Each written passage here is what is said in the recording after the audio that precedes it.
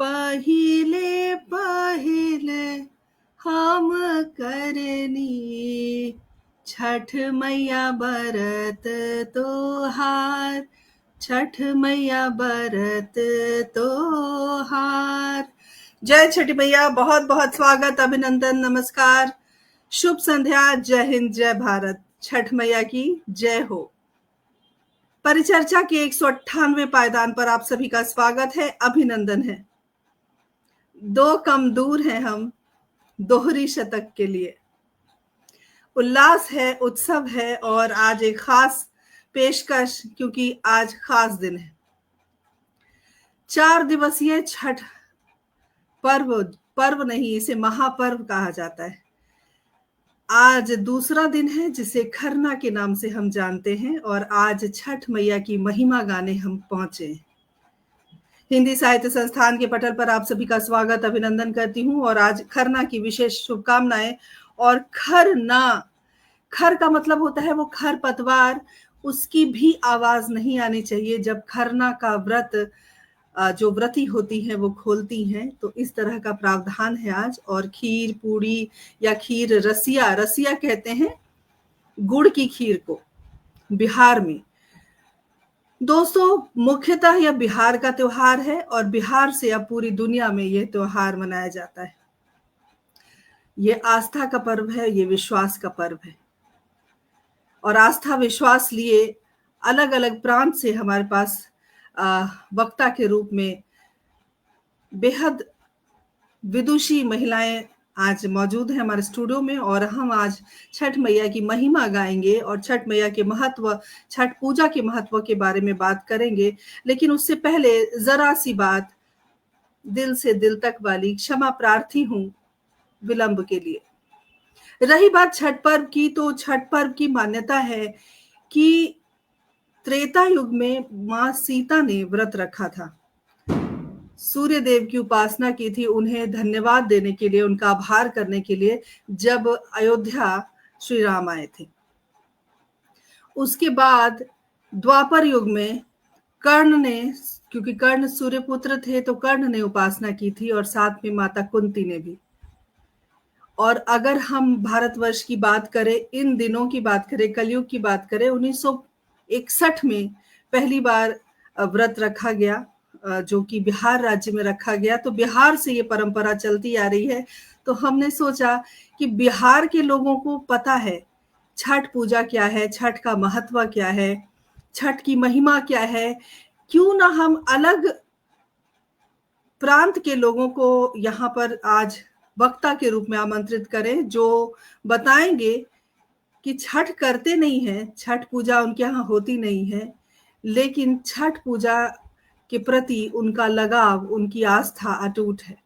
जी हाँ, मैं दो विदुषी वक्ता की बात अभी कर रही हूँ, हालांकि अभी वो हमारे स्टूडियो में ही है, एक थोड़ी देर में जुड़ेंगी। सबसे पहले मैं स्वागत करती हूँ पूनम शर्मा जी का। पूनम शर्मा जी हमारे किरदार जिंदगी का हिस्सा रह चुकी हैं, साथ ही लेखिका हैं, वर्ल्ड रिकॉर्ड होल्डर है। और मीना कुंडलिया की बात कर रही हूँ, बीजेपी में बड़ा परचम उन्होंने लहराया है, महामंत्री हैं वो, लेकिन वो बहुत अच्छी कवित्री हैं और इतनी प्यारी रचनाएं उनकी होती हैं और दिलकश अजीज, हर दिल अजीज हैं वो। उनका भी हम स्वागत करते हैं। साथ ही साक्षी कुमारी हमारे साथ जुड़ेंगी थोड़ी देर में, जो कि प्रोफेशनल सिंगर हैं और छठ मैया के कुछ गीत हमें सुनाएंगी, साझा करेंगी। तो इस तरह से आज हमने एक रंगोली सजाई है, एक कोशिश की है कि छठ मैया की महिमा गाएं। और देखिए, मीना जी उत्तराखंड की हैं और पूनम शर्मा जी रीवा मध्य प्रदेश की हैं, अलग अलग प्रांत में। और छठ पूजा से सीधा नाता तो नहीं है इनका, लेकिन नाता तो है, तभी आज वो आई हैं। तो चलिए उनका हम अभिनंदन स्वागत करते हैं और इस महापर्व की महिमा गाते हैं। बहुत बहुत स्वागत है पूनम जी, मीना जी, बहुत बहुत स्वागत, अभिनंदन आपका। और आज नमस्कार। छठ पूजा की महिमा हम गाने आए हैं और हमारे साथ ममता दिनेश ग्रोवर जुड़ गई हैं। बहुत बहुत अभिनंदन स्वागत करती हूँ। और थोड़ी देर में साक्षी भी हमारे साथ जुड़ेंगी और जैसा कि मैंने कहा कि पौराणिक परंपराएं हमारी रही हैं भारत की, लेकिन इस काल में बिहार में ये बड़े धूमधाम से ये महापर्व मनाया जाता है। लेकिन अब समय बदल गया, अब पूरी दुनिया मनाती है, क्योंकि बिहार के लोग पूरी दुनिया में हैं। तो वो जहां जहां जाएंगे वहां वहां छठ महापर्व मनाएंगे और उसकी महिमा गाएंगे।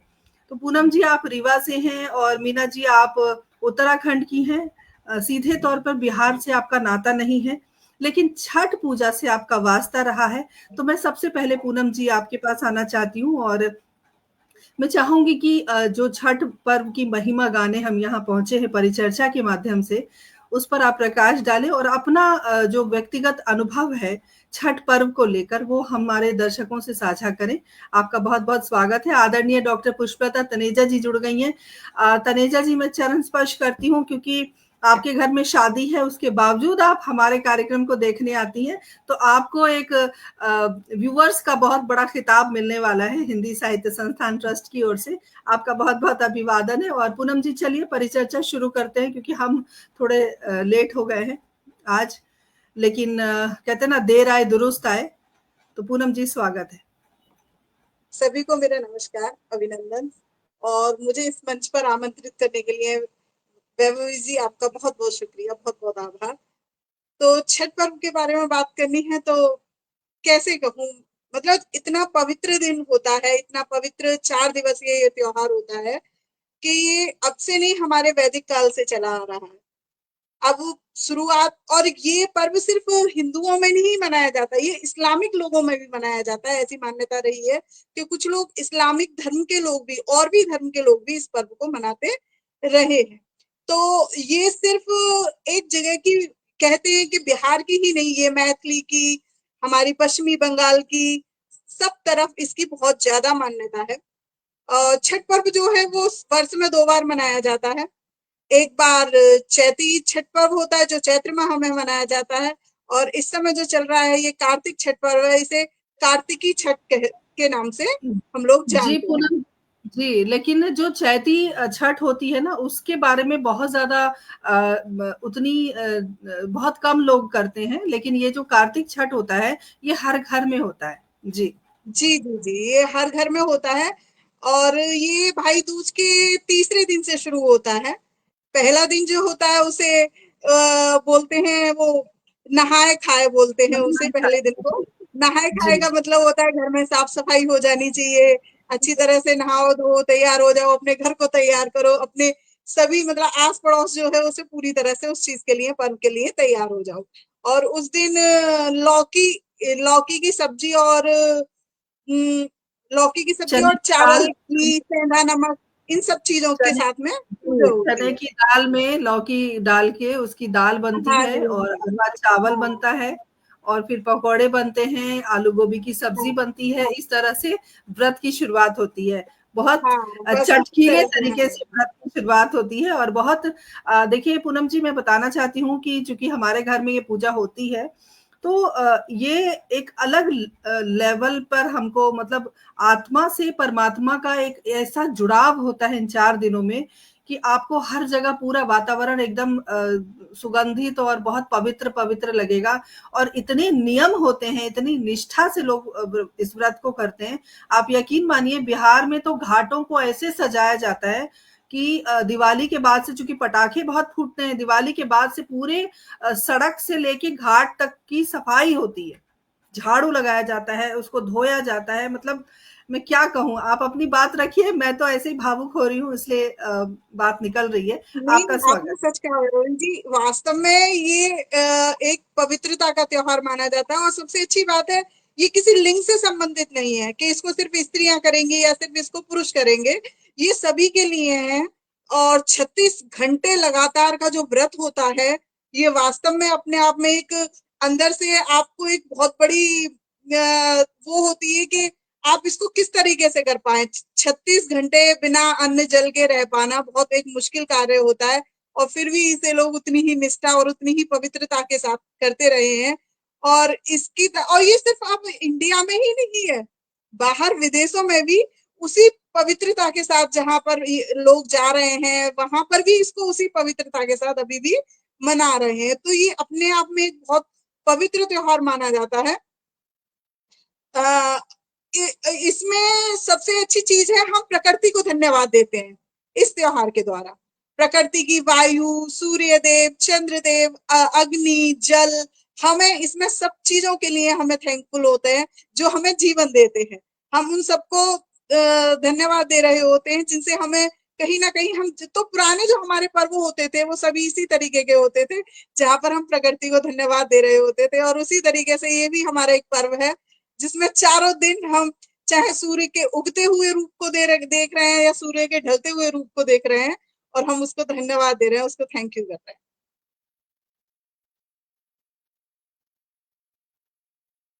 बिल्कुल सही आपने कहा कि देखिए भारत की परंपरा है और भारत में ही ये संभव है कि जहां आप किसी उगते हुए सूर्य को या किसी कह सकते किसी उगते हुए व्यक्ति को जिस तरह आप नमस्कार करते हो, उगते हुए सूर्य को हम नमस्कार करते हैं, साथ में अस्त होते हुए सूर्य को भी उतना ही आदर देते हैं, उतना ही सत्कार उनका करते हैं।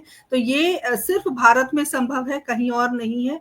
और जैसे कि आपने कहा 4 दिवसीय है, पहला नहाय खाए है, दूसरा खरना है, आज खरना है और कल शाम का अर्घ होगा, शाम का अर्घ होगा, यानी कि डूबते हुए सूर्य को अर्घ देना है।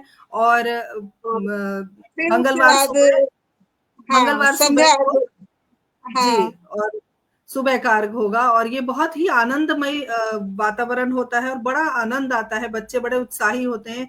और जहां उत्साह है ना पूनम जी, वहां पर ना आपको भूख लगती है ना प्यास लगती है। 36 घंटे मायने रखते हैं। अगर आप एक करवा चौथ का ही व्रत कर लीजिए तो सुबह के रख के हम शाम को खा लेते हैं, लेकिन ये लगातार व्रत होता है जो बड़ा कठिन व्रत है। और माँ की ऐसी कृपा होती है हमारे ऊपर, जो भी व्रती है उनके ऊपर, कि वो व्रत इतनी सहजता से इतने कार्य करते हुए, ठेकुआ बनता है, गुजिया, बहुत सारी चीजें बनती हैं, पकवान बनते हैं, इतना काम होने के बावजूद ना तो थकावट होती है और उल्लास में कोई कमी नहीं होती। तो वो ईश्वर की जो कृपा है सभी व्रती के ऊपर होती है। और हमारे साथ कुछ दर्शक जुड़े हैं, उनका भी हम अभिवादन करते हैं। आदरणीय प्रदीप गौतम सर जुड़े हैं, अभिनंदन करती हूँ। प्रवीण कुमार चौहान जी हमारे साथ जुड़े हैं, बहुत बहुत अभिनंदन। पुष्पलता जी हमारे साथ जुड़ी है, बहुत बहुत अभिनंदन। मैं आप सभी से एक ही गुजारिश करती हूँ कि आप सब इस कार्यक्रम को शेयर करते रहें। बहुत सारी आपको जानकारी आज के कार्यक्रम के माध्यम से प्राप्त होगी और हमारे साथ बने रहें। मीना जी, अच्छा अभी तो आपने पूनम जी छठ के पर्व के बारे में आपने बताया, लेकिन आप क्यों मानती हैं उसके बारे में भी अगले थोड़ी देर में हम आपसे बात करेंगे कि छठ, चूंकि आपके यहाँ ये पर्व नहीं होता और आपने आसपास बेशक देखा होगा। हमारे साथ ज्योति थापा जुड़ी है, अभिनंदन। तो क्या वजह है जो आप छठ के इतने करीब हैं और जितने अच्छे से आप नहाए खाए और खरना बता रही हैं, तो ऐसा लगता है कि आपके घर में वो चीज हो रही है, हालांकि ऐसा कुछ नहीं है। तो उसके बारे में भी हम बात करेंगे। लेकिन मीना जी चूंकि उत्तराखंड की हैं, मीना डायरेक्ट आपके पास कोई उस तरह से नहीं है छठ की के बारे में, जैसे कोई घर में नहीं करता या परिवार में नहीं होता। लेकिन मैं आपको एक बात बताना चाहती हूँ, कोई भी छठ कर सकता है, क्योंकि ये मान्यताओं का पर्व है। आप अगर अपने किसी भी, देखिए जब मुसीबत आती है, जब हम हर जगह से हार जाते हैं, तब हम उस ईश्वर को याद करते हैं। और कोई भी किसी भी धर्म का व्यक्ति अगर सच्चे दिल से छठ मैया से कुछ मांगता है, उसकी मुराद जरूर पूरी होती है। अब मैं अपने बारे में थोड़ा बताना चाहती हूँ। मेरे पतिदेव बचपन में बहुत बीमार हो गए थे और बहुत क्रिटिकल कंडीशन थी उनकी, बहुत नाजुक हालत में थे। तब मेरी सासू माँ ने कहा था कि हे छठ मैया, अगर मेरे बेटे को आप स्वस्थ कर दोगे, क्योंकि इकलौते थे वो, मतलब हैं इकलौते बेटे हैं, तो तब मैं छठ करूंगी। और आप यकीन मानिए वो बिल्कुल स्वस्थ हो गए। और आज मेरी सासू माँ भी नहीं है इस दुनिया में, लेकिन जब तक थी उन्होंने एक बार भी व्रत नहीं छोड़ा और लगातार उन्होंने व्रत किया। तो अन्न धन देना, पुत्र देना, और गीत भी हैं। और मैं पूनम जी से भी आग्रह करूंगी गीत जरूर सुनाए जब तक साक्षी हमारे साथ जुड़ेंगी। मीना जी, कैसा लगता है छठ पूजा में, या आसपास आप छठ देखती हैं तो क्या अनुभव करती हैं? बहुत बहुत स्वागत है आपका। धन्यवाद विभा जी। और सबसे पहले तो मैं छठ पर्व की सभी दर्शकों को, अपने साथियों को बधाई देना चाहती हूँ। तो छठ पर्व के जैसे कि बताया पूनम जी ने तो बहुत सारा बता दिया इस बारे में। तो मुझे लगता है कि छठ पर्व जो है मतलब राम सीता जी के जमाने से मतलब तब से चला आ रहा है। और पहले सच में हम लोग इसको नहीं इतना जानते थे। खैर मीडिया ने भी इसको मतलब बहुत ज्यादा, मीडिया से भी पता चल जाता है। कुछ मेरे साथी हैं जो बिहार के हैं, तो उनसे मुझे पता लगा है। तो सूर्य, ये लगता है कि प्रकृति की, मुझे जहां तक लगता है तो छठ में जो होता है प्रकृति की पूजा होती है। और ये हमारे लिए तो जैसे हम लोग दिवाली मनाते हैं, तो हमारे लिए जो मुझे लगता है कि दिवाली हमारे लिए 5 दिन का त्योहार न होके 4 दिन और जुड़ जाते हैं, तो 9-10 दिन का हमारा ये त्योहार बन जाता है। क्योंकि देखो दिवाली पे भी वही होता है, घर को सजाना, प्रकृति की पूजा होती है उसमें भी। और जहां जहां तक लगता है कि जैसे हम किसी भी देवता की पूजा करते हैं, तो हम अपने मन में एक छवि बनाई हुई है उसकी। और यहाँ पे हम सूर्य देव को साक्षात देखते हैं, छुपता हुआ भी देखते हैं, उगता हुआ भी देखते हैं, और उसकी हम पूजा करते हैं। तो मतलब पूर्ण रूप से ये प्रकृति को समर्पित पर्व है। और जहां तक मान्यताओं की बात हुई है, तो जैसे मेरे साथी हैं जो बिहार से जुड़े हुए हैं, वो मुझे बताते हैं, तो मुझे पता लगता है कि भाई इस पर्व की बहुत मान्यता है। और मुझे बहुत अच्छा लगता है क्योंकि मैं बीजेपी से जुड़ी हूँ, बीजेपी में हूँ। तो अभी आजकल हम लोगों का तो यही था आजकल पर्व, मतलब इस पर्व की बहुत जोर शोर से हम लोग अपने इलाके में, अपने एरिया में, क्षेत्र में इसकी मतलब तैयारियों में जुटे थे। तो उन सब चीजों से जुड़ के मुझे छठ के बारे में थोड़ा और जानकारी, जैसे खरना हो गया, नहाए खाए हो गया। हमारे एक साथी हैं, वो हर उसमें हमें बुलाते हैं, तो वहां पे जैसे खीर का जो प्रसाद होता है, रोटी खीर का प्रसाद, वो मैंने बहुत खाया। मैं 8 साल से जुड़ी हूँ इस चीज से, और मुझे बहुत अच्छा लगता है। वो जो टीका जो लगाते हैं वो बहुत अच्छा लगता है। और मतलब जो मतलब सब वाइब्रेंट से होते कलर्स, बहुत सुंदर सुंदर, येलो रेड, क्योंकि हमारा जो कल्चर है वो इसी मतलब सारे कलर ऐसे ही होते हैं, जो पारंपरिक हमारे रंग होते हैं। तो उसमें जो एक जो लगता है वो ऑरेंज कलर का लगाते हैं, तो वो बहुत सुंदर लगता है मुझे। और यहाँ से यहाँ तक लगाते हैं। वैसे हमारे उत्तराखंड में भी वो हमारे यहाँ जो उसको अल्मोड़ा, वो जो कुमाऊं रीजन है, वहां पे जो मीना तिलक जी, लगाते हैं वो यहाँ से यहाँ तक ही लगाते हैं। मीना जी वो तो तिलक नहीं मैं है, उससे वो बहुत संगीत रिलेट में। करती हूँ। हाँ जी, मीना मैं जी वो मतलब रिलेट सिंदूर। करती हूँ कि उत्तराखंड में भी ऐसा ही लगता है, बिहार में भी ऐसे ही लगता है। तो वो सब चीजें बहुत अच्छी लगती हैं। और बेसिकली प्रकृति से जुड़ा हुआ पर्व है, साफ स्वच्छता। और यहाँ पे जैसे व्रती होता है, एक महिला रखती है, जैसे विभा जी ने बताया कि पुरुष भी रख सकते हैं, ऐसा कुछ नहीं है। लेकिन मैंने जहां तक देखा है, मैंने महिलाओं को ही देखा है। तो ऐसा नहीं होता कि भाई एक महिला व्रत रख रही है तो यहाँ पे पूरा परिवार, और क्या कहते हैं, उनकी जो मित्र होते हैं और रिश्तेदार होते हैं, वो उस मतलब जो व्रत रखता है उसके घर में जब सबको बुलाया जाता है, बुलावा लगता है, हम लोग भी जाते हैं, तो उसको मतलब उसको खुशी तो होती है जो व्रत रखता है। तो उसके साथ ऐसा नहीं कि वो अकेला व्रत रख रहा है, उसके साथ सारा उसका मित्र मंडल भी है, उसके परिवार रिश्तेदार सब है। तो मतलब बहुत उत्साह से हर सब लोग मनाते हैं इस पर्व को। पूरी पूरी रात, जैसे कहते थे कि जल में खड़ा होना होता था। और जैसे अब तो घाट बनते हैं, हम लोगों ने तो घाट ही देखे हैं दिल्ली में जो बने होते हैं छठ पर्व के। तो वहां पे हम लोग जाते हैं और पूरा एंजॉय करते हैं, आनंद लेते हैं, और बहुत अच्छा लगता है छठ पर्व को देखना, मनाना, सुनना उसके बारे में। तो यही बिल्कुल, मेरा तो बिल्कुल अनुभव छठ सही पर्व कहा के बारे में आपने। है। जी, एक अपना अनुभव आपने साझा किया और बिल्कुल सही भी कहा कि प्रकृति की पूजा होती है और प्रकृति का हम धन्यवाद, जैसे पूनम जी ने कहा, प्रकृति को हम आभार देते हैं। और आप देखेंगे कि इस समय जितने भी नए फल होते हैं, नए फल को ज्यादा प्राथमिकता दी जाती है। और मैं आप लोगों को एक बात और बताना चाहती हूँ कि दिवाली से, जब दिवाली शुरू हो जाती है, तो दिवाली के बाद से जो नए फल होते हैं, चाहे वो पानी का सिंघाड़ा है, पानी फल जिसको बोलते हैं, या वो नारियल हो, कोई भी फल हो, नया या पुराना, केला तक, जितनी भी व्रती होती हैं वो छोड़ देती हैं।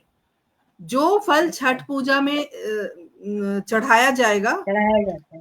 वो सब छोड़ देती हैं, नहीं खाती हैं जब तक छठ पूजा ना हो जाए। तो आप देखिए कितनी ये संयम का व्रत है। ये सिर्फ आस्था विश्वास का नहीं, ये संयम का व्रत है। और आप समझिए कि जब आप संयम रखते हैं तो आपको कितना कुछ त्यागना पड़ता है। और मुझे याद है बचपन में नहाए खाए वाले दिन क्या होता था कि गेहूं सुखाने की परंपरा थी। सब अपने अपने छत को पहले से धो के और गेहूं सुखाते थे। और मैं अपनी बात पूरी करूं उससे पहले साक्षी हमारे साथ जुड़ गई हैं। साक्षी का हम अभिवादन करते हैं। साक्षी, बहुत बहुत स्वागत, अभिनंदन है। और मैं आपसे एक गुजारिश करती हूँ, आपका माइक अभी बंद है, मैं आपसे गुजारिश करती हूँ ऑटो रोटेट ऑन कर लीजिए अपना, और कैमरा हॉरिजेंटल कर लीजिए मोबाइल को, ताकि आप अच्छे से दिख पाए और आपके गीत हम सुन पाए। ठीक है। और तो नहाए खाए वाले दिन क्या होता था कि हम गेहूं सुखाते थे और एक भी चिड़िया ना खा जाए, और अगर खा जाए, कबूतर आ जाए, तो फिर से धोना पड़ता था। बाप रे, मैं आपको बता नहीं सकती, इतने नियम कानून है इस पर्व के। मतलब इतनी एक छोटी छोटी बात, बारीकियों का ध्यान रखना पड़ता है। पवित्रता का ये पर्व है, हर चीज पवित्र। अगर आपने हाथ नहीं धोया तो आपको कुछ छूने नहीं मिलेगा। और जितनी बार आप किसी, और अगर आपने ये मोबाइल भी छू दिया ना, तो फिर आप हाथ धोइए, तब आप छठ का कोई काम करेंगे। इस तरह की के बहुत कड़े नियम है। तो बड़ा आनंद आता है और अच्छा भी लगता है। देखिए, संयम हम करना सीख रहे हैं, बच्चे हमारे संयमित तो हो पाएंगे। क्या पता इसी छठ पूजा के बहाने 4 दिनों का जो ये व्रत है, इससे बच्चे भी कुछ सीख ले। क्योंकि प्रकृति से हम जुड़े रहेंगे और जो संस्कार हैं, उस संस्कार का थोड़ा सा फल तो बच्चों को जरूर मिलेगा। लेकिन मैं साक्षी तो हमारे गीत सुनाएंगी ही, क्योंकि वो बहुत अच्छी गायिका है, बड़ी प्यारी आवाज है बच्चे की। लेकिन मैं चाहूंगी कि पूनम जी आप भी थोड़ा गुनगुनाइएगा, और मीना जी आप भी थोड़ा गुनगुनाइएगा, थोड़ा माहौल बन जाएगा छठ पूजा का। और साक्षी, बहुत बहुत स्वागत करती हूँ। और आपको सारे ढूंढ रहे थे तो थोड़ा सा विलंब हुआ, कोई बात नहीं, देर आए दुरुस्त आए। मैं चाहूंगी कि आप अपनी मीठी सी आवाज हमें सुना दें। जी मैम, सबसे पहले आप सभी को प्रणाम, और सभी को छठ पूजा की बहुत बहुत शुभकामनाएं। मेरे घर में तो खुद मनाया जाता है। तो बिहार का या फिर ये यूं कहा जाए कि पूरे भारत में अब जैसे बड़े ही धूमधाम से बहुत ही पवित्रता का त्योहार है, प्रकृति की पूजा है। तो मैं गाना जरूर सुनाऊंगी।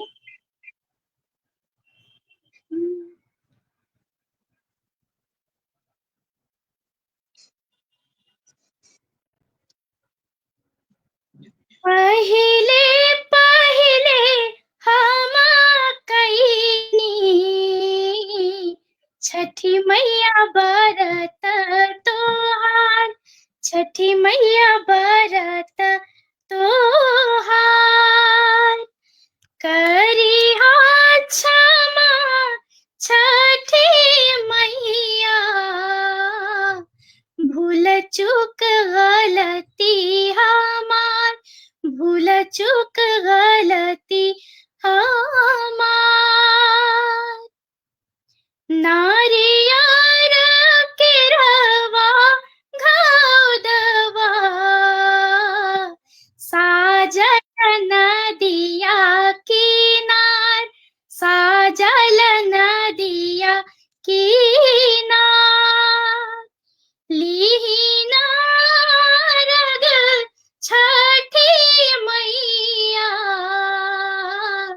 दीही आशीष हजार, दीही आशीष हजार। घाट सजवली मनोहर, मैया तोर भगतिया पार, मैया तोर भगति आपार। सुनी हारज छठी मैया, बढ़े कुल परिवार, बढ़े कुल परिवार।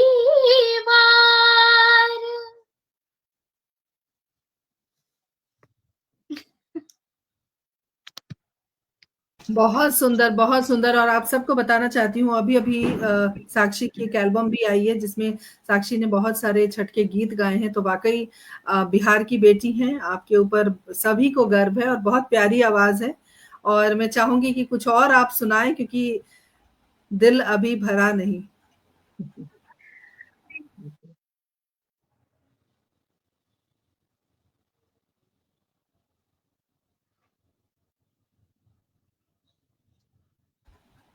वैसे जब तक साक्षी अपने दूसरे गीत की तरफ आती हैं, एक महत्वपूर्ण बात जो छूट गई है मुझसे, उसके लिए मैं क्षमा भी चाहती हूँ।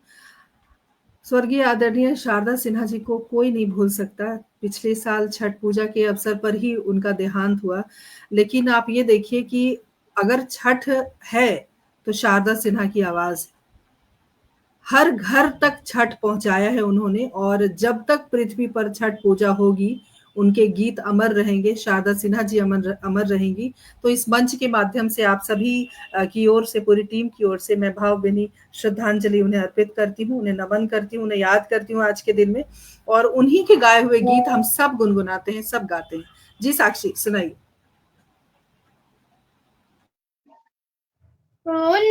साट कुनिया हो दीनानाथ, हे घुमै छ सनसार, हे घुमै छ सनसार। आन दिन गएछ हो दीनानाथ, आहे भोरा भेनुसार, आहे भोरा भेनुसार। बाट में बेटिया गिली गे अबला, एकटा अन्हारा पुरुष, एकटा अन्हारा पुरुष। आखियाँ देते गे अबला, हे लागल एती बेर, हे लागल एती बेर। आन दिन गएछ हो दीनानाथ, आहे भोरा भेनसार, आहे भोरा भेनसार। बालक देते गे अबला, हे लागल एती बेर, हे लागल एती बेर। बाट में बेटिया गेली गे अबला, एकटा बांझिनिया, एकटा बांझिनिया। बालक देते गे अबला, हे लागल एती बेर, हे लागल एती बेर। बहुत सुंदर साक्षी, बहुत ही सुंदर गीत और बिल्कुल आनंद की अनुभूति पराकाष्ठा है ये। और एक बात हम जानना चाहेंगे, साक्षी आपने कहा कि आपके घर में भी छठ पूजा होती है। तो छठ पूजा के प्रति हर व्यक्ति के मन में अपनी अपनी भावना होती है, अपनी अपनी आस्था होती है। आपके मन में छठ पूजा के बारे में कौन सी छवि है, क्या आपको अच्छा लगता है? और हम चाहेंगे कि आप हमारे दर्शकों को वो बात जरूर बताएं, जिससे छठ के प्रति जो एक लगाव है या एक जुड़ाव आप महसूस करती हैं, वो क्या है और क्यों है? हम छठ पूजा सच में लोगों को, खास करके जो बिहार से जुड़े हुए हैं, उनको तो हम लोग दिवाली का कम इंतजार करते हैं, छठ का ज्यादा इंतजार करते हैं। और ये 4 दिन का पर्व होता है। और ये इतना मुश्किल पर्व है। मैं तो उन सभी व्रतियों को जो आज के दिन ये 4 दिन वो छठ माँ को अपना शरीर समर्पित करती हैं, बिना अन्न जल रहती हैं। आज के दिन खरना है, आज वो पूरे दिन भूखी रही हैं और शाम को, क्योंकि मीठा तो वैसे भी खाया नहीं जाता है, लेकिन एक खरना है तो उसके नाम से थोड़ा-सा खीर का प्रसाद, आज के दिन खीर पूड़ी बनता है। रसिया भी बोलते हैं बिहार में खीर को, तो उसका ही थोड़ा-सा सेवन होता है और फिर हम लोग उन्हीं जो व्रतियाँ खाती हैं, जैसे मेरी मम्मी आज खाएँगी, तो हम उन्हीं का जूठन थोड़ा-सा खाएँगे प्रसाद के रूप में। और बाकी छठ पूजा ये प्रकृति की पूजा होती है। बिहार में हर तरीके के त्योहार मनाए जाते हैं, लेकिन सर्वप्रथम ये त्योहार है। और ये मतलब ऐसा है कि जब आता है ना, उसके बाद शारदा सिन्हा जी के गाने ऐसा लगता है वो 1 महीने पहले से बजने शुरू हो जाते हैं कि अब आ गया छठ। बिल्कुल, और दिवाली के भी गाने और भाई दूज के भी गाने, सामा खेलत चलली बौजी संग सहेली, तो ये अलग-अलग गाने जो शारदा सिन्हा जी ने अमर कर दिए और त्योहार अमर करके चली गई हैं वो। हर त्योहार में उनके गीत जब बजते हैं, खासकर छठ की अगर बात करूँ, तो मैंने पहले भी कहा कि अगर शारदा सिन्हा जी के गीत कहीं भी बज रहे हैं ना, तो आप समझिए कि वो बिहार प्रांत के लोगों का घर है, क्योंकि वो लोग ज़्यादा चाव से सुनते हैं। अब तो ज़्यादा लोकप्रिय है, क्योंकि देखिए सोशल मीडिया का ज़माना है और यहाँ पर तो तुरंत चीज़ें पूनम जी के घर तक पहुँच जाती हैं, मीना जी के घर तक पहुँच जाती हैं। तो बहुत आसान होता है कुछ भी वायरल करना। हमारे साथ संगीता चौहान जुड़ी हैं, अभिनंदन, स्वागत करती हूँ। बहुत अच्छी कवित्री भी हैं और मंच संचालिका हैं, हमारी बहुत अजीज हैं और हिंदी साहित्य संस्थान ट्रस्ट की बहुत प्रमुख सदस्यों में से एक हैं। तो आपका बहुत बहुत स्वागत। और सुदर्शन शर्मा सुधी जी जो कि हिंदी साहित्य संस्थान ट्रस्ट की सचिव हैं, हमारे साथ जुड़ गई हैं। उन्होंने लिखा है कि मुझे छठ पर्व के प्रति बहुत आस्था है। बिल्कुल आस्था और विश्वास का ये पर्व है और यकीन मानिए जैसे जैसे एक और मैं आपको बताना चाहती हूँ, एक पुलिस मित्र हैं और डॉक्टर भी हैं, वो हमारे साथ जुड़ने वाली थी लेकिन दुर्भाग्यवश नहीं जुड़ पाई। उन्होंने अपना अनुभव मुझसे साझा किया। मीना जी, आप यकीन मानिए, पूनम जी, उन्होंने कहा कि मैंने मन्नत मांगना शुरू किया जब मैं अर्घ देने किसी के भी घाट पे जाती थी, क्योंकि वो बिहार से नहीं है, वो हरियाणा से है, और उनकी सारी मन्नतें पूरी होती गई और उन्होंने अपनी जिंदगी में कह रही है कि छठ मैया ने मुझे बहुत कुछ दिया है। तो वो आने वाली थी लेकिन उनकी ड्यूटी लगी है आज एसडीएम जी के साथ, तो वो नहीं आ पाई। तो आप ये देखिए कि मन्नतों का, मैंने जैसे शुरू में ही कहा कि मन्नतों का है ये पर्व, और आप दिल से अगर कुछ भी मांगते हैं तो माँ कभी निराश नहीं करती। सूर्य देव देखिए प्रत्यक्ष देवता हैं हमारे। हम सूर्य और चंद्र की पूजा करते हैं और हम सिर्फ उन्हें ही देख पाते हैं अपनी आंखों से, और किसी देवी देवता को हमने नहीं देखा। लेकिन चूंकि ये प्रत्यक्ष देवता हैं और प्रकृति से बिल्कुल जुड़े हुए हैं, तो इसलिए भी ये पर्व बहुत खास हो जाता है। हमारे साथ नेहा शर्मा जुड़ गई हैं, हिंदी साहित्य संस्थान ट्रस्ट की बहुत महत्वपूर्ण कड़ी है। आपका बहुत बहुत स्वागत, अभिनंदन करती हूँ। आप सब कार्यक्रम को शेयर करते रहिए। तो साक्षी, आपके घर में भी खरना है, और जैसा कि मैंने कहा, खरपतवार जो होता है, खरना का मतलब होता है कि मैं आप लोगों को एक बात और बताना चाहती हूँ, शायद बहुत लोग नहीं जानते होंगे कि जब खरना की पूजा होती है तो घर से जब पूजा हो जाती है, आरती हो जाती है, जब व्रती के खाने का समय होता है तो घर से सभी लोग चले जाते हैं बाहर, और कोई शोर मचाता नहीं है, कोई आवाज नहीं करता, क्योंकि खरना बिल्कुल आवाज नहीं आनी चाहिए।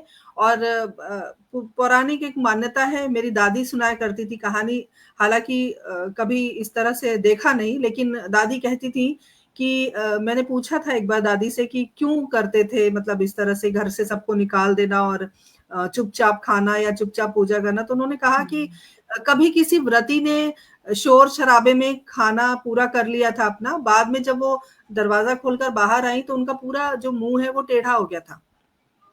तो तब से लोगों के मन में डर है, और डर के कारण फिर ये नियम चला कि नहीं, खरना के वक्त कोई बोलेगा नहीं, और अगर बोल दिया किसी ने तो उस समय वो खाना वहीं पे छोड़ दिया जाएगा। तो इसीलिए सब, क्योंकि व्रती अच्छे से खा लें, व्रती अच्छे से पानी पी लें, तो बाहर सबको घर से ले जाते हैं। ये एक ऐसी मान्यता है और हमारे घर में भी इस तरह होता है। पूनम जी, मैं आपके पास आना चाहती हूँ। छठ के प्रति जो आपकी आस्था है उसका कारण क्या है? और अगर कुछ गुनगुनाना चाहती हैं तो ज़रूर गुनगुनाइए। जी।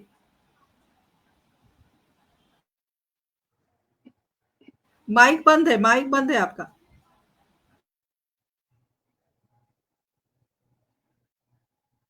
जी, कारण सिर्फ इतना है छोटा-सा कि जो चीज़ प्रकृति की है उसके लिए धन्यवाद देने के लिए कोई त्योहार की आवश्यकता नहीं है। फिर भी अगर हम कोई त्योहार मना रहे हैं तो वो एक स्पेशल पर्व हो जाता है, एक बहुत महत्वपूर्ण चीज़ हो जाती है। तो जहाँ प्रकृति है वहाँ हमें रोज़ थैंक यू बोलना चाहिए उसको। अ, हर रोज़ एक त्योहार के रूप में होना चाहिए, हर रोज़ एक पर्व के रूप में होना चाहिए, क्योंकि प्रकृति है तो जीवन है। हमने भगवान को, देवी-देवताओं को बाद में देखा है। जन्म लेते ही हमने प्रकृति को देखा है। हम साँस लेते हैं, माँ की कोख से बाहर आते हैं तो सबसे पहले हम वायु को ग्रहण करते हैं, तब हमारा जीवन आगे चल पाता है। तो इसीलिए प्रकृति को हमेशा थैंकफुल होना चाहिए। तो बस यही है एक सबसे बड़ी वजह कि मैं छठ के लिए सबसे ज़्यादा आस्थावान इसीलिए हूँ, क्योंकि वो प्रकृति का त्योहार है और प्रकृति ने हमेशा हम लोगों को दिया है। सबसे और दूसरी चीज़ ये भी है कि इस समय वैज्ञानिक कुछ कारण भी रहते हैं कि सूरज की अल्ट्रावायलेट किरणें होती हैं जो हमारे शरीर पर कुछ दुष्प्रभाव डालती हैं, उसके उनको उनसे बचने के लिए हमें अपने अंदर इम्यूनिटी पावर संचित करनी होती है, जिसकी वजह से ही इसको इतना ज़्यादा ये संयमित रखा गया है कि इतने सारे नियम, इतनी सारी पवित्रता, इतना सारा मतलब साफ-सफाई का जो ध्यान रखा जाता है, वो इसीलिए है ताकि हम अंदर अपने शरीर में वो इम्यूनिटी पावर अपने अंदर पैदा कर सकें, कि ताकि अगर जो गलत चीज़ें हैं, कुछ गलत दुष्प्रभाव हो रहे हैं हमारे ऊपर, तो हम उनसे अपने आप को बचा सकें। तो प्रकृति हमें देती रही है और प्रकृति हमसे उन चीज़ों को संयमित करके, और प्रकृति संयम सिखाती रही है हमें। प्रकृति का जो संयम होता है, उसको हमने देखा है कि हर चीज़ को नियम के अनुसार हमें कैसे मिलना चाहिए, वो हमें मिलता अब तक रहा है। देखो, छठ पूजा को बेशक मैं बहुत मानती हूँ, लेकिन छठी से रिलेटेड मेरे पास कोई गीत या वो नहीं है। अगर आप चाहो तो मैं एक भजन गुनगुना सकती हूँ, अगर मुझे आज्ञा हो। जी, ज़रूर, ज़रूर, ज़रूर। मेरे कान्हा ओ बनवारी, मेरी पुकार सुन लेना। पूनम जी, आपकी आवाज़ सुनाई नहीं दे रही है। माइक पे सुनाई है ना? आपकी आवाज़ बिल्कुल धीमे आ रही है। अभी आ रही थी जब आप बोल रहे थे, लेकिन जब आप गा रहे हो तो आपकी आवाज़ नहीं आ रही। अब आ रही है? नहीं, नहीं आ रही। आप एक बार एक काम कीजिए, वापस से कनेक्ट करिए अपने आप को, थोड़ा-सा हो सकता है नेटवर्क इश्यू हो। तो मीना जी, आप ये बताइए, पूनम जी आप दोबारा से ज्वाइन कीजिए प्लीज। और मीना जी आप जरा बताइए कि छठ के प्रति, चूंकि आप हमेशा जाती रहती हैं, आती रहती हैं, और बहुत देखा है आपने करीब से, और मैं आपसे जानना चाहूंगी कि छठ के प्रति आपकी जो आस्था है वो किस प्रकार पनपी, और क्या अच्छा लगता है आपको छठ पूजा में। और उससे पहले हमारे पास सुभाष त्रिपाठी जी जुड़े हैं, उन्होंने लिखा है कि दुनिया उगते सूर्य को नमस्कार करती है, लेकिन ये पर्व ऐसा है जहां डूबते हुए सूर्य को नमस्कार करके उनका आभार व्यक्त किया जाता है। बिल्कुल सही आपने कहा, और ये भारत की बहुत बड़ी पहचान है, जहां अस्त को भी नमस्कार करते हैं। तो अनीता बाला त्रिपाठी जी हमारे साथ जुड़ गई, बहुत बहुत स्वागत, अभिनंदन करती हूँ। मीना जी बताएं जरा कि क्या अच्छा लगता है आपको। आप अपना माइक खोल लीजिए प्लीज। हाँ जी। तो जैसा कि हाँ मैंने बताया कि मेरे बहुत सारे मित्र हैं, तो मुझे बुलाती हैं तो मैं जाती हूँ। लेकिन शुरू-शुरू में जाते थे, बस उन्होंने बुलाया, हम चले गए, शामिल हो गए। फिर धीरे-धीरे जब बहुत ज़्यादा इन्वॉल्व होने लगे तो बहुत वो जो जब पानी में रहकर वो व्रत करती हैं, अर्घ देती हैं। हमारे मंदिर में भी हमने एक बार मैं मंदिर में उपाध्यक्ष हूँ अपनी समिति की, तो हम लोगों ने भी मंदिर के प्रांगण में एक बार छठ पूजा का वो लगाया था, मतलब घाट बनाया था। तो तब मैं वो पूरे टाइम रही मैं क्योंकि मंदिर में थी तो उसमें भी इन्वॉल्व रहती थी, तो मेरा बहुत ज़्यादा लगा रहता था आना-जाना। तो मैं देखती थी कि पूरा परिवार बहुत हर्ष से मना रहा है। उसके बाद जब वो अर्घ, जैसे कि बताया कि मतलब अंत जिसका होता है, जब अंत होता है फिर दूसरे दिन नई किरणें आती हैं, फिर उसका उदय होता है, फिर उसका अंत अस्त होता है, फिर उदय होता है। तो सूर्य देव का जो जैसे कि हम लोग जल चढ़ाते हैं, जब मॉर्निंग में हम पूजा करते हैं, तुलसी को जल चढ़ाते हैं, सूर्य को जल चढ़ाते हैं, लेकिन इस पर्व की यह महत्ता है कि इसमें अस्त सूर्य की भी पूजा की जाती है, छुपते हुए सूरज की। तो अब जब सहेलियों से मिलती थी, उनसे लोगों से मिलती थी, तो जैसे आपने बताया कि मन्नत का पर्व है, तो वो सब अपने अपने शेयर करते थे कि हमारे यहाँ ऐसा, जैसे आपने भी अपनी एक मतलब साझा करी हमसे, तो उसी तरह वो भी करते थे कि हमारे जैसे किसी को पुत्र चाहिए, किसी को सुख संपदा चाहिए, किसी जो भी होता है सबका अपना अपना। तो वो कहते थे कि छठी मैया की बहुत महत्ता है, छठी मैया की बहुत महत्ता है, मतलब जो मन्नत मांगो पूरी होती है। तो वही वो सुन सुन के मुझे लगता था कि हाँ भाई, छठी मैया की है, तब हमें तब पता चल लगने लगा कि इस पर्व की कितनी महत्ता है। और तब जाना, जब अपने मंदिर में ये सब पूजा हुई, पूरे 4 दिन उसमें रहे, तो वो बहुत अच्छा लगता था। पूजा मैंने जैसे बताया कि उनके रिचुअल्स जो उसमें सूप में भर के चढ़ाते हैं सारा खाना जो प्रकृति का होता है, फल वगैरह। और आपसे आज पता चला मुझे कि जो जो फल होते हैं नए, वो जो व्रती होती है वो महिला उसको नहीं खाती। ये मुझे आज पहली बार पता चला। ये मुझे लगता था कि जैसे व्रत रखते हैं, फल वगैरह खाते हैं, तो और निर्जल व्रत का ये था, लेकिन ये पता अब लगा कि भाई पूरे 4 दिन ही मतलब निर्जला व्रत नहीं, होता है। जैसे 4 दिन का निर्जला व्रत नहीं होता है, मैं बताती हूँ। जैसे नहाय खाए वाले दिन तो भोजन किया अच्छा, जाता आज है। का जैसे खरना है तो आज तो आज प्रसाद आज देते हैं। खरना आज अगर खरना है तो सुबह से लेके मतलब कल रात के बाद से पूरी रात, और सुबह से लेके पूरी रात, मतलब समझ लीजिए तकरीबन 24 घंटे का व्रत हो गया। रात से लेके आज शाम तक, मतलब 6, 7, 8 बजे तक खरना की पूजा मुझे लगता है 7, 8, 9 बजे तक हो जाती है। तो इस वक्त तक भूखे रहना होता है, निराजल रहना होता है, और जब खरना की पूजा होती है उसके बाद ही हम जो वो तब प्रसाद है, खाते वो प्रसाद हम ग्रहण करते हैं। हाँ, उसके बाद जब ये और जब प्रसाद जाते, ग्रहण हमने हाँ, कर लिया जी, उसके और बाद जब हम पूरी लोग मंदिर रात जैसे जाते थे, जी, जी, तो वहां पे बोलिए। जैसे महावर वगैरह महिलाएं आती थी, वो हमारे भी लगाती थी। तो मुझे मुझे हर किसी भी प्रांत का कोई भी त्योहार होता है तो मैं बड़े उससे उल्लास से मनाती हूँ। और मतलब आपने तो देखा भी होगा, मैं हर रिचुअल को बड़े उससे मतलब उनका पहना ओढ़ना, जैसे पंजाबी है तो पंजाबियों का, या कहीं का भी, तो मेरे को जी, बहुत अच्छा लगता है ये सब। तो महावर लगाना, लंबा तिलक लगाना, ये सब देख के भी बहुत अच्छा लगता है। और जब सबसे सबके साझा किए, सबने अपने अपने विचार की हमारे साथ ऐसा हुआ, ये हुआ, तो छठ मैया पे तभी हमें आस्था आई, विश्वास आया। और बिल्कुल व्रत सही तो आप मैं कह नहीं रही रखती, लेकिन व्रतियों के प्रति मेरी आस्था बहुत है और मुझे बहुत बिल्कुल। अच्छा लगता है। देखिए, संजय जी जुड़े हैं, उन्होंने लिखा है कि छठ पूरा विश्व में छठ पूजा एक पहचान रखती है, और उन्होंने लिखा लोक आस्था का महापर्व है ये छठ पूजा, और उन्होंने हार्दिक बधाई भी दी है। वाकई लोक आस्था का महापर्व है। और आप देखिए कि ये पर्व अनेकता में एकता को भी दर्शाता है, क्योंकि अगर आपके घर में कोई नहीं है करने वाला तो पड़ोसी आएंगे आपकी मदद करने। पड़ोसी आपका आपका जो सूप आप कह रहे हो, डाला जो सर पे हाँ, लेकर जाते हाँ, हैं, हाँ, उसको हमारे यहाँ उसको दौड़ी बोला जाता है, और उस दौड़ी में रख के लेकर जाते हैं। तो पड़ोसी आपकी मदद कर देंगे, वो अपने सिर पे लेके जाएंगे। यहाँ पर कोई किसी को छोटा या किसी को बड़ा नहीं समझता, सब समान रूप से हैं। और एक बात आपको जरूर बताना चाहती हूँ कि जहां पर हम शूद्र की बात करते हैं, जहां पर हम, चूंकि लोगों ने एक जाति और धर्म बांध दिया है, जो कि बड़ी विडंबना की चीज है। मुझे नहीं लगता कि इस तरह से जाति वर्ण में लोगों को विभाजित करना चाहिए। तो जिसको शूद्र कहते हैं, जिसको हम बहुत नीचे जात के कहते हैं और उनका अपमान किया करते थे पहले, अब तो थोड़ा कम हो गया है।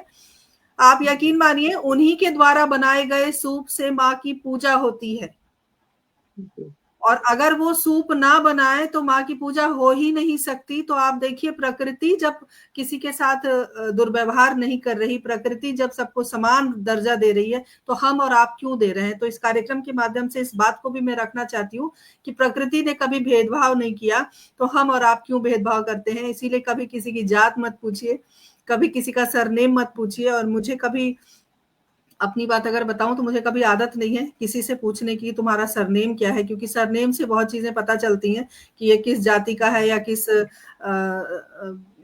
बिरादरी का है। तो नहीं पूछना चाहिए, क्योंकि आप देखिए छठ ऐसा त्योहार है जहां पर जिसको हरिजन कहते हैं उन्हीं के द्वारा ये छठ पूजा का सबसे बड़ा जो उपहार है सूप, और ये एक ऐसा उपकरण है जिसकी वजह जो ना हो तो पूजा ही नहीं अधूरी है।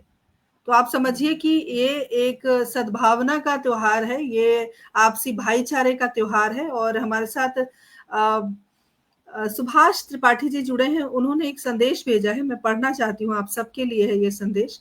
वैभवी जी, मीना जी, साक्षी जी, पूनम जी को सादर नमस्कार। एक और बात बताना चाहूंगा कि इस पर्व में घाट पे जो बेदियां बनी होती हैं उसमें सभी जातियों की व्रतियां रहती हैं बिना किसी भेद। बिल्कुल सही कहा, मैं भी उसी बात को आगे बढ़ा रही हूँ कि बिना किसी भेदभाव के, जब प्रकृति भेदभाव नहीं कर रही तो हम और आप क्यों करें। तो इस तरह की जानकारियां हम दे पा रहे हैं, और जितना कहें कभी कभी ऐसा लगता है कि कार्यक्रम के बाद भी पूनम जी ये छूट गया था, ये शायद बोलना था, ये रह गया। तो इस तरह से ना चीजें चलती हैं। महिमा जो है, जो हमारा आज का विषय है, छठ पर्व की जो महिमा है वो महिमा अपरंपार है। ये महिमा ऐसी है कि जितनी गाई जाए, जितनी बताई जाए उतनी कम है। और जब आप इसके गीत सुनेंगे तो एक एक गीत में वो पूरा व्रत का सार है कि क्यों व्रत रखते हैं। और खासकर देखिए अन्न धन के लिए, पुत्र के लिए। और ये देखिए सूर्य भगवान को आरोग्य देवता भी कहा जाता है। तो सूर्य की जब हम उपासना करते हैं तो हम बीमारियों से मुक्त रहते हैं।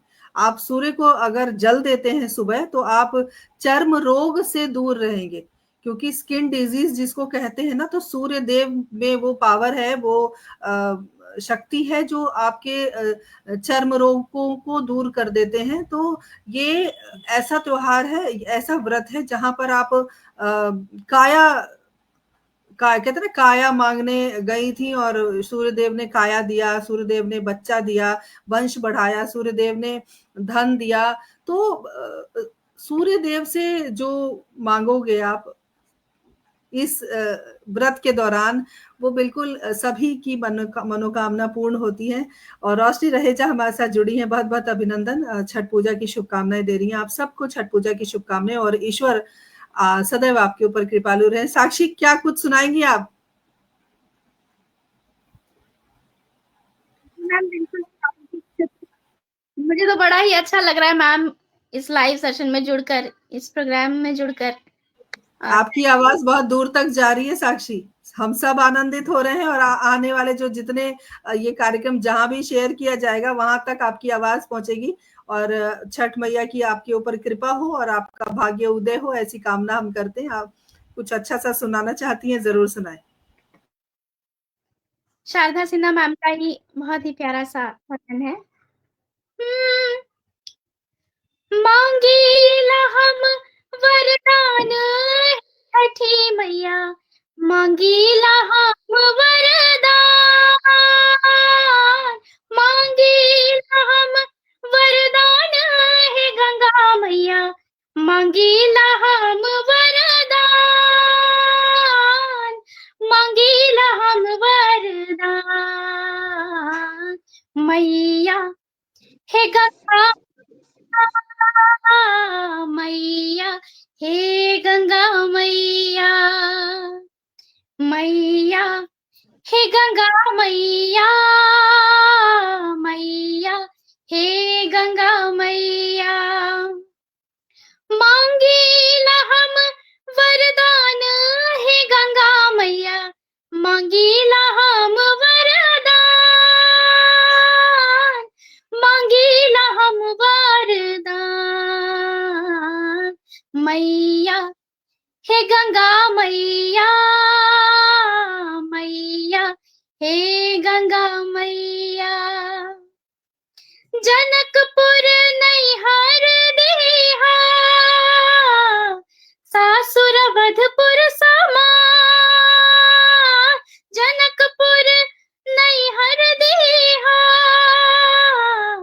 सासुर वधपुर समान,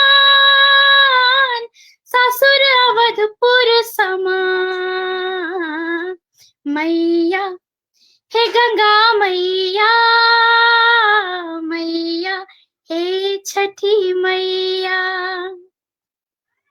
राजा दशरथ ससुर दीहा, सासु को सैया समान। राजा दशरथ ससुर दीहा,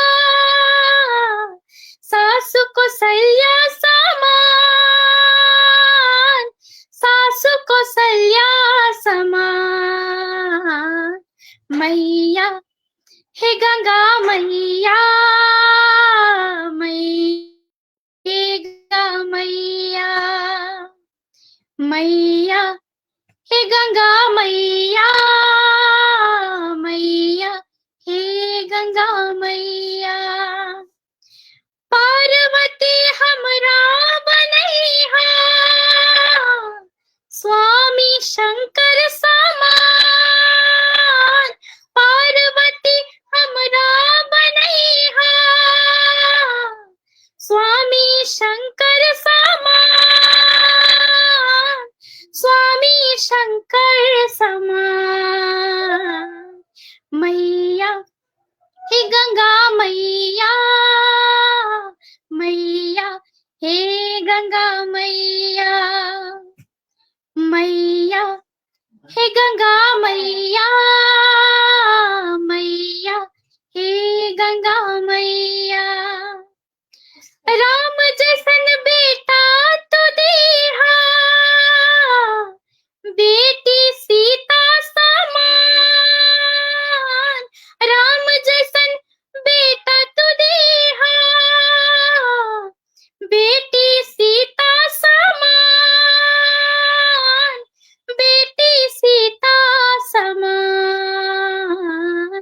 मैया हे गंगा मैया, मैया हे गंगा मैया, मैया हे छठी मैया, मैया हे गंगा मैया।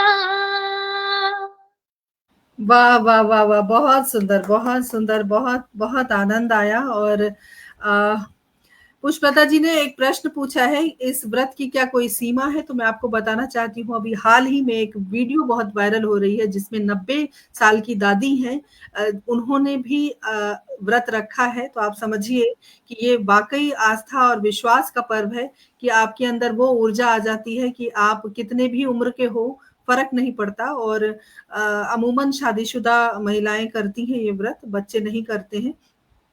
और एक कष्ट भी होता है, मैं आप सबको बताना चाहती हूँ इस मंच के माध्यम से, क्योंकि हम महिमा का गुणगान कर रहे हैं। और मीना जी और पूनम जी, साक्षी को पता है, लेकिन मैं आप लोगों को बताना चाहती हूँ कि बहुत लोग, जो पुरुष की बात हो रही थी ना कि महिलाएं, जैसे मीना जी ने कहा कि महिलाओं को देखा व्रत करने के लिए, अगर मैं पुरुष की बात करूं तो बहुत सारे ऐसे पुरुष हैं जो कष्ट देते हैं। कष्ट का मतलब ये होता है कि अपने घर से एक चाकू हाथ में लेकर अपने घर से वो नहाकर निकलते हैं और लेट लेट के घाट तक पहुंचते हैं, और जहां पर उनका हाथ जाता है वहां पर चाकू से वो आधा चांद बनाते हैं ऐसे, और उसके बाद वहां से फिर वो खड़े होते हैं और फिर वो नमस्कार करते हुए लेट लेट कर घाट तक पहुंचते हैं। ये कष्ट होता है। और ये कष्ट जब बहुत विकट परिस्थिति होती है, किसी के भी घर में कुछ परेशानी ऐसी आ गई, तब ये कष्ट कबूला जाता है। कष्ट की मन्नत होती है कि मैं 5 साल 10 साल या आजीवन, इस तरह से। तो आजीवन लोग कम करते हैं, क्योंकि देखिए उम्र ढलने के बाद आप इस तरह का कष्ट नहीं कर पाएंगे। तो मैंने जहां तक देखा है, 5 साल के लिए, 10 साल के लिए, 7 साल के लिए लोग कष्ट की मन्नत करते हैं और कष्ट देते हैं, और फिर वो व्रती की तरह ही वहां पानी में खड़े भी होंगे। जो पोखर है, तालाब है या गंगा जी का घाट है, वहां पर वो उसी प्रकार खड़े होते हैं, और वो सबसे पहले खड़े होते हैं, व्रती के आने से पहले खड़े होते हैं, और व्रती के जाने के बाद वो वहां से हटेंगे। आप समझिए कि ठंडे पानी में, पूनम जी, सोच कर ही लगता है कि कितना मुश्किल है ठंडे पानी में वो तब तक खड़े रहते हैं जबकि सारी व्रती वहां से घाट को त्याग नहीं देती, मतलब घाट से बाहर नहीं आ जाती, तब तक वो खड़े रहते हैं। ये कष्ट होता है, इसको कष्ट कहते हैं। तो कष्ट ही छठ भी कहा जाता है। और मान्यता है, एस कुमार जी हमारे साथ जुड़े, अभिनंदन करती हूँ। मान्यता है और कि आपकी मनोकामना पूर्ण होती है। आप कैसी भी विषम परिस्थिति हो, यदि आपने छठ मैया का आह्वान किया, यदि आपने सूर्य देव का आह्वान किया, तो निश्चित आपके कष्ट दूर होते हैं। तो इस तरह का जो महापर्व है वो अब बिहार ही नहीं पूरे विश्व में व्याप्त है और पूरे विश्व के लोग बड़े श्रद्धा के साथ मनाते हैं। और एक और वीडियो मैंने सोशल मीडिया के माध्यम से देखा कि वहाँ साउथ अफ्रीका का एक बच्चा है, मतलब मेरे लिए तो बच्चा ही है, ज्यादा उम्र नहीं होगी, उस नवयुवक ने छठ के गीत गाए और इतनी अच्छी धुन बनाई, मतलब हिंदी भाषी ना होकर, और वो भी भोजपुरी में, आप समझिए, हिंदी भी नहीं भोजपुरी भाषा में वो गा रहा है। और बहुत सारी रशियन महिलाएं हैं जिन्होंने भोजपुरी भाषा को अपनाया और गीत गाए। तो आप समझिए कि कितना लोकप्रिय है यह त्योहार और कितनी आस्था और विश्वास का ये पर्व है, जहां पर सिर्फ हम भारत के वासी नहीं, विदेशों के लोग भी इस पर्व को अपना रहे हैं, इस पर्व को मना रहे हैं। और पुष्पलता जी ने लिखा है कि बहुत कठिन है। बिल्कुल सही बात है, बहुत कठिन व्रत है, लेकिन वो चुनौती ही क्या जिसको भारतवासी एक्सेप्ट ना करें, उसको माने ना और उस चुनौती को पार न लगाएं। तो भारत के लोग बड़े साहसी हैं, बहुत हिम्मत वाले हैं, इसलिए इतना जो कठिन व्रत है वो व्रत कर लेते हैं। और चलते चलते मैं चाहूंगी कि छोटी छोटी बातें आप अगर इस कार्यक्रम के माध्यम से छठ पूजा के उपलक्ष्य में यदि छठ माँ की महिमा ही गानी है, तो कुछ ऐसा संदेश आप देते चलें जिससे आने वाली पीढ़ी को भी इस त्योहार से लगाव हो, इस महापर्व से लगाव हो और कहीं ना कहीं प्रकृति से एक जुड़ाव हो सके। तो मीना जी, मैं चाहूंगी कि एक छोटा सा संदेश, और पूनम जी आप भी तैयार रखिएगा। साक्षी, चलते चलते आपसे संदेश नहीं, आपसे 2 लाइन गवाऊंगी और उसके बाद हम समाप्त करेंगे कार्यक्रम जी। हाँ, तो जिस तरह से आज परिवारों में आज बच्चे हैं जो नव युवक है, नई पीढ़ी है, तो जिस घर में छठ पूजा होती है तो बच्चे जब देखते हैं तो बहुत कुछ सीखते हैं, संयम सीखते हैं और आस्था भी सीखते हैं कि भाई अपने जो हमारे पुराने पारंपरिक जो पर्व है उनमें आस्था होती है। तो जब 4 दिन तक कोई पर्व मनाया जा रहा है, तो जो आजकल की नवयुवक पीढ़ी है तो उसमें तो थोड़ा थोड़ा कहीं से भी कुछ लेगी तो वो बहुत अच्छा होगा उनके लिए और उसी से वो जुड़े रहेंगे। और ये जो हमारी संस्था, ये जो संस्कार है हमारे, जो हमारे त्योहार हैं, ये आगे मतलब हम सोचते हैं कि बच्चे नहीं देख रहे, बच्चे इसमें इन्वॉल्व नहीं हो रहे, ऐसा नहीं है। जब आपके परिवार के संस्कार हैं तो बच्चे थोड़ा थोड़ा उसमें से कुछ भी लेंगे तो ये सब चीजें खत्म नहीं होंगी, आगे तक चलती रहेंगी, ऐसी आस्था बनी रहेगी। और छठ पर्व में मुझे तो सबसे अच्छा ठेकुआ लगता है। मेरी जो सहेलियां हैं वो जब उनके यहाँ होता है तो प्रसाद भेजती हैं, तो मुझे ठेकुआ बहुत पसंद है वहां का, बिहार का। और सबको बस इसी बात को मैं अपनी खत्म करती हूँ यहीं पर। बहुत और सुंदर एक बार बात आपने कही, बहुत अच्छा संदेश पुनः आपने छठ दिया। पर्व की सबको बधाई। जी जी, बहुत बहुत धन्यवाद आपका। पूनम जी, क्या कहेंगी आप?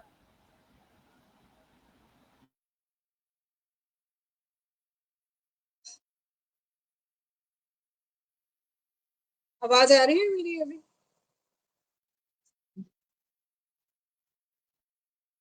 आ रही है, आवाज आ रही है। तो छठ मैया के छठी पर्व में तो सिर्फ यही संदेश है कि आपस में मिलना जुलना, मेल जोल बढ़ता है, प्रकृति के प्रति लगाव बढ़ता है, जिन चीजों को हम भूल रहे हैं उनके प्रति हम फिर से दोबारा आस्थावान होते हैं। तो और दूसरी चीज ये है कि आजकल का जो पॉल्यूशन है, हमें थोड़ा उसको प्रकृति के प्रति बैलेंस कर देना चाहिए कि अब बहुत हो चुका। हमारी दिल्ली की यमुना हमें सतर्क कर रही है कि अब रुक जाओ, मुझे गंदा करना बंद कर दो, मैं साफ हो जाऊंगी।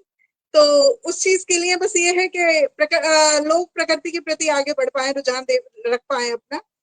जो प्रकृति हमें इतना देती रही है उसको धन्यवाद दे पाए और उसे गंदा ना करें, बस यही है। बहुत सुंदर संदेश आपने दिया कि प्रकृति को गंदा ना करें, और जैसे कि संजय जी ने बार बार लिखा है कि 4 दिन का ये महापर्व है और 36 घंटे का व्रत है, और व्रत आज से ही, जैसे मैंने कहा कि आधी रात से व्रत शुरू हो जाता है, जो आज थोड़ा सा खुलेगा, उसके बाद पूरी रात, और कल पूरा दिन और पूरी रात, उसके बाद परसों के दिन पढ़ना है, और परसों के दिन पारण है। पारण में पूजा करने के बाद, अर्घ देने के बाद ही कुछ भी ग्रहण किया जाता है। और सुभाष तिवारी जी ने बहुत सुंदर संदेश दिया है, मैं आपका बहुत तहे दिल से शुक्रिया अदा करती हूँ। और आप सभी से एक गुजारिश करती हूँ कि हमारा ये यूट्यूब का चैनल है हिंदी साहित्य संस्थान दिल्ली के नाम से, आप जरूर सब्सक्राइब करें हमारे चैनल को, और हमारे हिंदी साहित्य संस्थान दिल्ली के जो हमारा पेज है जिस पर ये लाइव टेलीकास्ट हो रहा है, उसे जरूर लाइक करें और फॉलो करें। हमारे साथ जुड़े रहिए, बने रहिए। हमारे 2 साप्ताहिक कार्यक्रम होते हैं, एक रविवार शाम 7 बजे परिचर्चा होती है, और बुधवार शाम 7 बजे किरदार जिंदगी। 7 बजे का जो शुभ मुहूर्त है, उसी मुहूर्त पर हम पिछले 4 सालों से लगातार कार्यक्रम चलाए जा रहे हैं। तो एस कुमार जी, आपका बहुत बहुत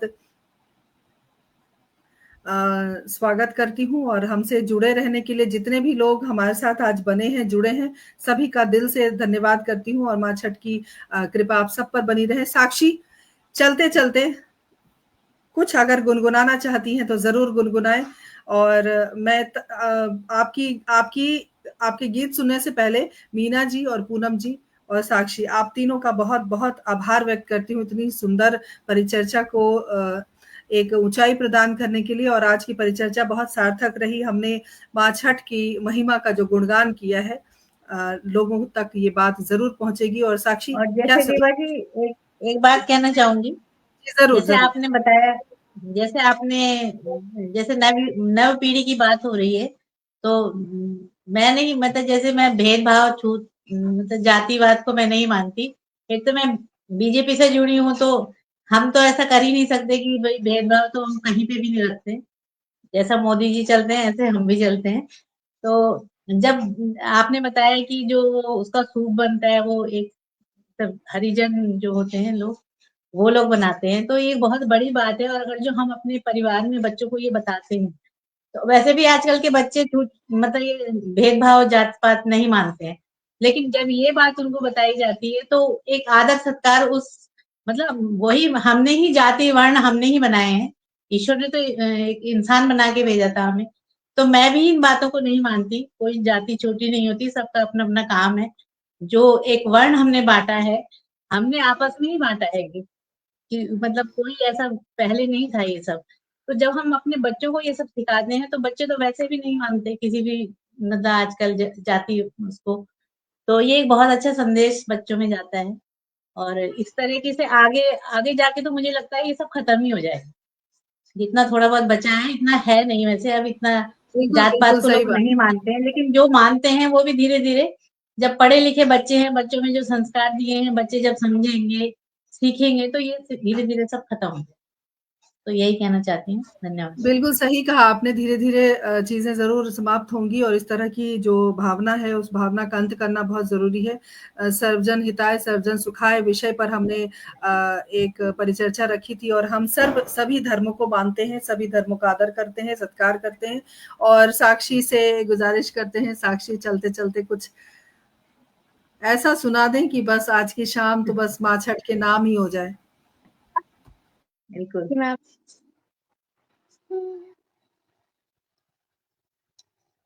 आठ ही काठ के कोठरिया हो दीनानाथ, रूपे छान लागल केवाड़।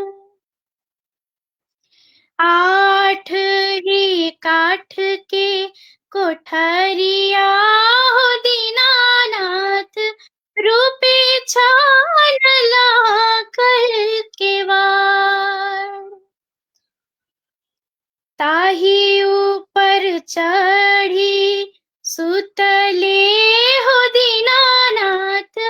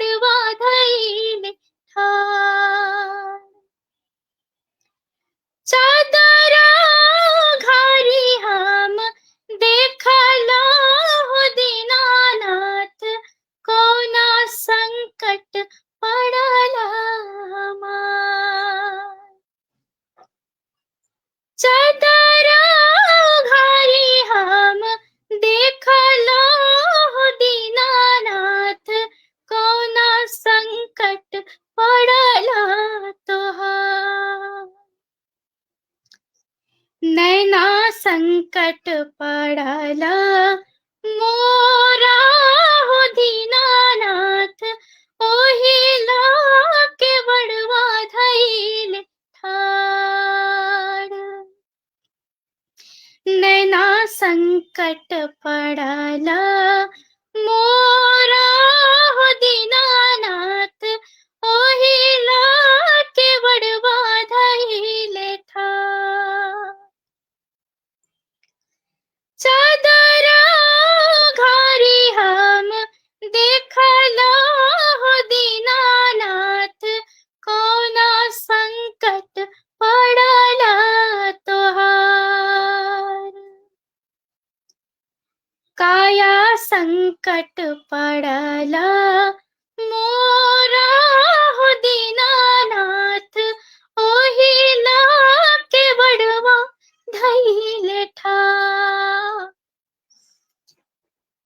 काया संकट पड़ला मोरा हो दीनानाथ ओहिला के बड़वा धैल ठाड़। बांझिना के पुत्र जब दिहाले हो दीनानाथ खेलत कूदत घर जात। बांझिना के पुत्र जब दिहाले हो दीनानाथ खेलत कूदत घर जात। आन्हरा के आँख जब दिहल हो दीनानाथ हंसत बोलत घर जात। आन्हरा के आँख जब दिहल हो दीनानाथ हंसला बोलत घर जात। हंसला बोलत घर जात। जय हो छठी मैया आप सभी को। बहुत सुंदर, बहुत सुंदर, बहुत सुंदर। साक्षी, बहुत सारी शुभकामनाएं बेटा, आप इसी तरह आगे बढ़ें। बहुत मधुर कंठ है, बहुत मधुर आवाज है। माँ सरस्वती की कृपा आपके ऊपर बनी रहे। मैं बहुत भावुक हो गई थी क्योंकि मेरा बहुत पसंदीदा गीत है ये, और मैं ये बहुत चाव से गाती हूँ जब भी छठ पूजा का त्योहार, जब जैसे कि ये छठ महापर्व भी चल रहा है तो 4 दिनों तक खाना बनाते हुए, घर के काम करते हुए यही गीत हमारे जहन में हमेशा रहते हैं, और मुझे बहुत प्रिय है ये गीत, और मैं बहुत भावुक भी हो गई।